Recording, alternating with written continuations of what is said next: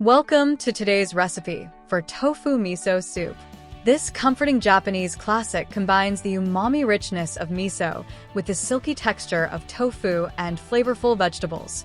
Let's get started and create a bowl of warmth and nourishment. Let's start with our tofu miso soup ingredients. You'll need 4 cups of dashi stock or water. For flavor, we use 3 tablespoons of miso paste. Choose from white, yellow, or red. You'll also need 200 grams of firm tofu, cut into cubes. If you have kombu, a sheet of this dried kelp adds great umami flavor, but it's optional.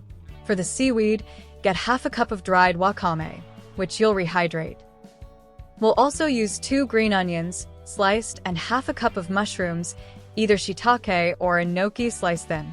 To enhance the taste, 1 tablespoon of soy sauce and 1/2 tablespoon of sesame oil are optional. Get everything ready, and let's make a delicious miso soup. Start by preparing the dashi stock. If you're using pre-made dashi, simply bring it to a gentle simmer in a medium-sized pot. If you're making it from scratch or using water, you can add a sheet of kombu, which is dried kelp, to the pot. Soak it for about 10 minutes on low heat, then remove it. Kombu adds a subtle umami flavor that enhances the soup. If you're not using kombu, don't worry, just heat the water or dashi to a simmer.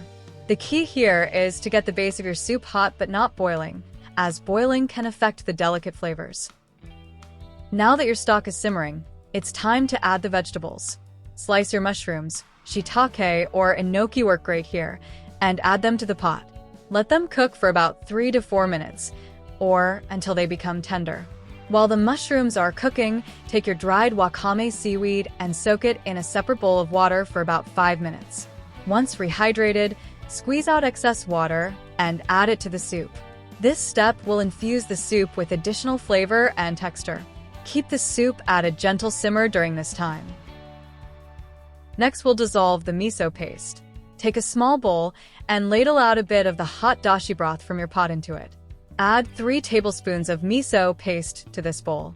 Stir it well until the miso is completely dissolved and smooth. This step is crucial because adding miso directly to the pot can create lumps and affect the flavor. Once dissolved, return the miso mixture to the pot, stirring gently. Remember, avoid boiling the soup after adding miso to preserve its delicate flavors and beneficial probiotics. With the miso properly incorporated, it's time to add the tofu. Cut your firm tofu into small cubes and gently add them to the simmering soup. Let the tofu warm through for about 2 to 3 minutes. Be careful not to stir too vigorously, as this can break the tofu cubes. This step allows the tofu to absorb the flavors of the broth while maintaining its shape.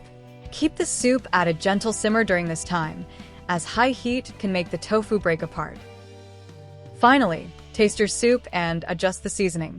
If you want a bit more depth, you can add a tablespoon of soy sauce. For an extra layer of flavor, consider adding 1/2 tablespoon of sesame oil. Stir the soup gently to combine these flavors. Once you've adjusted the seasoning to your liking, ladle the soup into bowls. Garnish with sliced green onions for a fresh, crisp touch.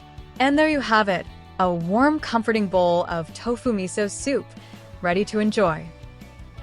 Lastly, let's cover some quick tips for making the perfect tofu miso soup. First, choose your miso paste wisely. White miso is milder and sweeter, while red miso is stronger and richer. Feel free to mix them for a balanced flavor. For tofu, firm tofu holds its shape better in soup, but if you like a creamy texture, silken tofu is a great choice. When you're adding miso, make sure not to boil the soup afterward to preserve its probiotics and delicate taste. And remember, if you want to add extra ingredients like spinach or carrots, they'll cook quickly in the hot broth. Enjoy your warming tofu miso soup.